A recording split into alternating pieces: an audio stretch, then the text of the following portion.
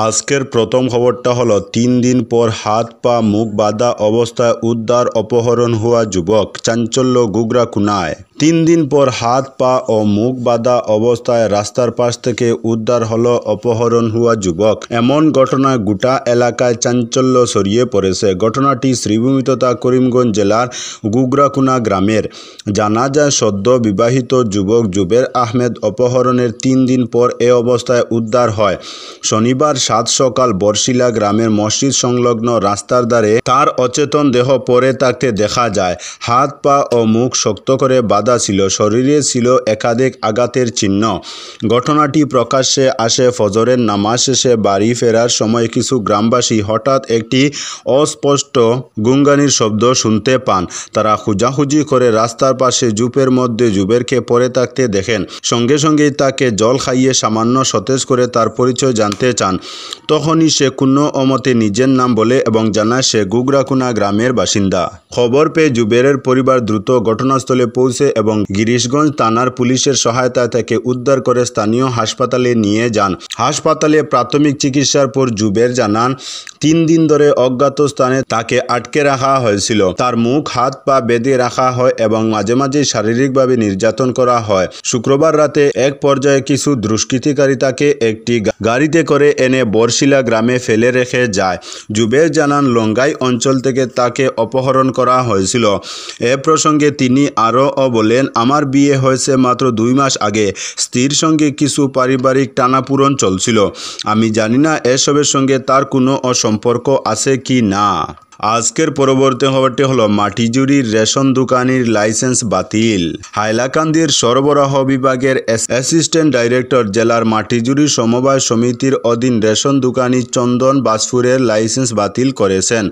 খাদ্য ও অসামরিক সরবরাহ বিভাগ ও গ্রাহক পরিক্রমা বিভাগের অ্যাসিস্ট্যান্ট ডিরেক্টরের জারি করা এক আদেশে ওই বাতিল রেশন দোকানির গ্রাহকদেরকে নিকটবর্তী রেশন দোকানি সন্তোষ পালের সঙ্গে জুড়ে দেওয়া হয়েছে। উল্লেখ্য, বাতিল রেশন দোকানি চন্দন বাসপুরের লাইসেন্স আগে 2 বার সাসপেন্ড করা হয়, কিন্তু পরবর্তীতে স্টাম্প পেপারে ইনডেমনিটি বন্ড দিয়ে সরকারি নিয়মনীতি রক্ষা করার শপথ নেন, কিন্তু এরপরও তা লঙ্ঘন করায় লাইসেন্স বাতিল করা হয়। আজকের পরবর্তী খবরটি হলো দক্ষিণ ইরানে নতুন করে হামলা ইসরায়েলের। আইডিএফের সুরা মিসাইলে মৃত্যু 430 জন ইরানি নাগরিকদের। গত 13 জুন থেকে শুরু হয়েছে ইরান ইসরায়েলের সংঘাত। শনিবার বেলা 12টার পর থেকে ইসরায়েলের প্রতিরক্ষা বাহিনী অর্থাৎ আইডিএফ হামলা চালাচ্ছে ইরানের দক্ষিণ পশ্চিমে। তবে ইরানের দক্ষিণ পশ্চিমের ঠিক কোন এলাকা এই হামলা চালানো হচ্ছে সেই বিষয়ে সুনির্দিষ্ট করে কোনো তথ্য জানানো হয়নি। ক্ষয়ক্ষতির পরিমাণ জানা যায়নি। এদিন স্থানীয় সময় সকাল 10:15 নাগাদ ইসরায়েলের আকাশে প্রবেশ করে 8টি ড্রোনগুলি 1 ঘন্টার বেশ সময় ধরে ঘুরে বেড়ায় ইসরায়েলের আকাশে। আইডিএফ বলেছে ইসরায়েলের দক্ষিণাঞ্চলের এলিয়াত থেকে সিরিয়া সীমান্ত লাগোয়া উত্তরাঞ্চল পর্যন্ত ইরানের ড্রোন শনাক্ত করা হয়েছে। এসব ড্রোন ভূপতিত করেছে ইসরায়েলের আকাশ প্রতিরক্ষা ব্যবস্থা। ব্রিটিশ সংবাদ মাধ্যম বিবিসি জানিয়েছে, গত 13 জুন থেকে চলা ইরান ইসরায়েলের সংঘাতে হতাহতের সংখ্যা সরকারিভাবে প্রকাশ করেছে ইরান।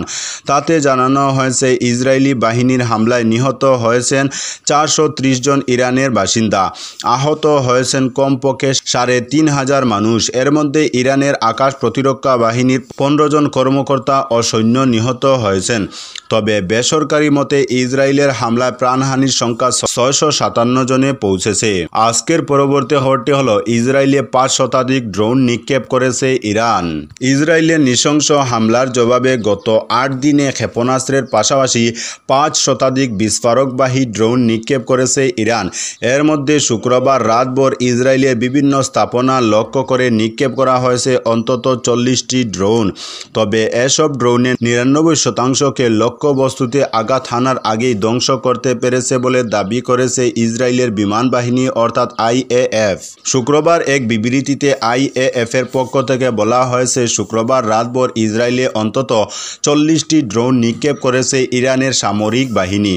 এছাড়া গত 13 জুন থেকে এ পর্যন্ত ইসরায়েলের বিভিন্ন সামরিক বেসামরিক স্থাপনাকে লক্ষ্য লক্ষ্য করে 5 শতাধিক ড্রোন ছুড়েছে ইরান। তবে এসব ড্রোনের 99% অর্থাৎ 470টিরও বেশি ড্রোন আমরা লক্ষ্যবস্তুতে আঘাত হানার আগেই ধ্বংস করতে পেরেছি। অধিকাংশ ড্রোন ইরানের মধ্যাঞ্চলীয় শহর ইস্পাহান থেকে ছোড়া হয়েছিল বলেও উল্লেখ করা হয়েছে আইডিএফ এর বিবৃতিতে। আজকের পরবর্তী খবরটি হলো যুদ্ধবিরতিতে গুরুত্বপূর্ণ নেতৃত্ব, ট্রাম্পকে নোবেল শান্তি পুরস্কারের জন্য মনোনীত করল পাকিস্তান। ভারত পাকিস্তান যুদ্ধবিরতিতে গুরুত্বপূর্ণ নেতৃত্ব ও কূটনৈতিক সম্পৃক্ততা মার্কিন প্রেসিডেন্ট ডোনাল্ড ট্রাম্পকে 2026 সালে নোবেল শান্তি পুরস্কারের জন্য মনোনীত করল পাকিস্তান। পাকিস্তান সরকারের তরফে এ বিষয়ে আনুষ্ঠানিকভাবে বিবৃতি জারি করা হয়েছে। ইসলামাবাদ একে ট্রাম্পের গুরুত্বপূর্ণ হস্তক্ষেপ বলে অভিহিত করেছে, যা ভারত ও পাকিস্তানের মধ্যে যুদ্ধবিরতিতে নেতৃত্ব দিয়েছে। পাকিস্তানের দাবি, একটি গুরুত্বপূর্ণ মুহূর্তে ইসলামাবাদ এবং নয়াদিল্লি উভয়ের সঙ্গে যোগাযোগ করে ট্রাম্প দুর্দান্ত কৌশলগত দূরদর্শিতা এবং অসাধারণ রাষ্ট্রনায়কত্ব প্রদর্শন করেছেন। তার প্রচেষ্টার ফলে যুদ্ধবিরতি হয়। শেষ পর্যন্ত ট্রাম্প দুই পরমাণু শক্তিধর রাষ্ট্রের মধ্যে যুদ্ধবিরতি নিশ্চিত করেছেন। এর ফলে বৃহত্তর সংঘাত এড়ানো গিয়েছে, লক্ষ লক্ষ মানুষের বিপর্যয় আটকানো গিয়েছে। তাদের আরও বক্তব্য, ভারত এবং পাকিস্তানের সংঘর্ষে এই হস্তক্ষেপ প্রকৃত শান্তি প্রতিষ্ঠাতা হিসেবে ট্রাম্পের ভূমিকার প্রমাণ দেয়। তিনি আলোচনার মাধ্যমে সংঘাত নিরসনের উপরই জোর দিয়ে এসেছেন। এছাড়া ভারত এবং পাকিস্তানের মধ্যে জম্মু ও কাশ্মীর নিয়ে দীর্ঘস্থায়ী বিবাদ মেটাতে যে সাহায্যের প্রস্তাব দিয়েছিলেন ট্রাম্প, পাক সরকারের বিবৃতিতে তারও উল্লেখ করা হয়েছে। আজকের পরবর্তী খবরটি হলো শ্রীভূমি তথা করিমগঞ্জের নানা কার্যসূচির মধ্য দিয়ে আন্তর্জাতিক যোগা দিবস উদযাপন।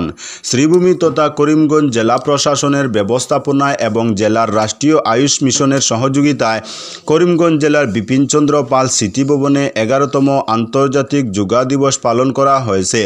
অনুষ্ঠানের মুখ্য অতিথি রাজ্যের মিন, পশুপালন ও পশু চিকিৎসা এবং পূর্ত বিভাগের দায়িত্বপ্রাপ্ত মন্ত্রী কৃষ্ণেন্দু পাল উপস্থিত ছিলেন। সঙ্গে রাজ্যসভার প্রাক্তন সাংসদ মিশন রঞ্জন দাস আরও অনেক বিশিষ্ট ব্যক্তিবর্গরা। সকাল 6:30টায় প্রদীপ প্রজ্বলন করে অনুষ্ঠানের সূচনা হয়। এতে শহরের বিভিন্ন যোগাসন সংস্থা ও ব্যায়াম বিদ্যালয়ের যোগাসন প্রশিক্ষক, কর্মকর্তা, বিদ্যালয়ের শিক্ষক শিক্ষিকা, ছাত্রছাত্রী, সংবাদ মাধ্যমের প্রতিনিধি ও নাগরিকরা অংশগ্রহণ করে। আজকের পরবর্তী খবরটি হলো বাল্যবিবাহ, পদ হারাতে পারেন স্বাধীনবাজার জিপির এক গ্রুপ সদস্যা।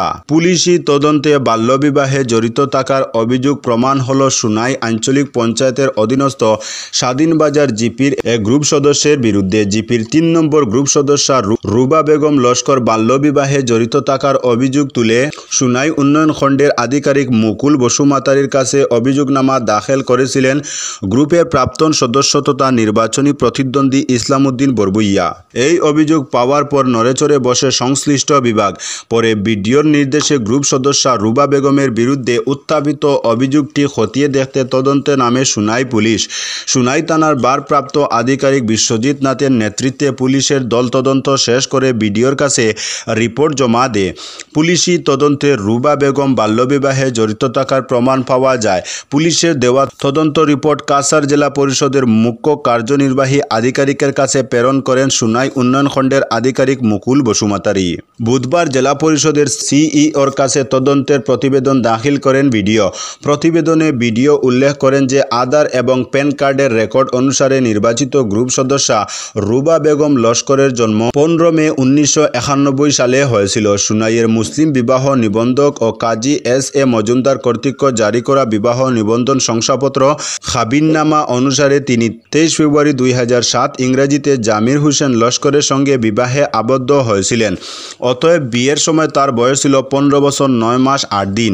এতে স্পষ্টভাবে নিশ্চিত হয়েছে যে 18 বছর বয়স হওয়ার আগেই বিবাহ সম্পন্ন হয়েছিল রুবা বেগমের। তাহলে শপথের আগে পদ হারানোর আশঙ্কায় ভুগছেন রুবা বেগম।